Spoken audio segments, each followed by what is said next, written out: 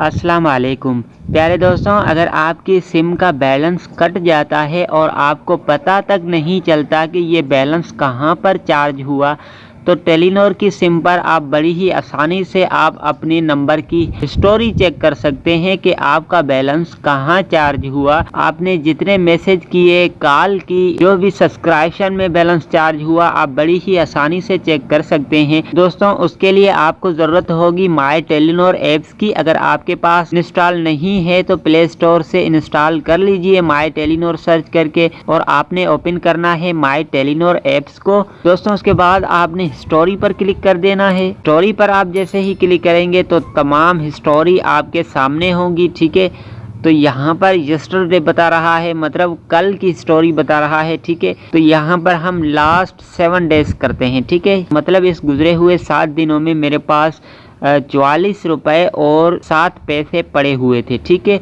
अब ये मैं जानना चाहता हूँ कि ये बैलेंस मेरा कहाँ चार्ज हुआ है, तो आपने इस पर क्लिक कर देना है। ये देखिए, मेरा बैलेंस 1 रुपया 8 पैसे कॉल पर चार्ज हुआ है और 5 पैसे SMS पर चार्ज हुए हैं। ठीक है, और 42 रुपये 4 पैसे सब्सक्रिप्शन पर चार्ज हुए हैं।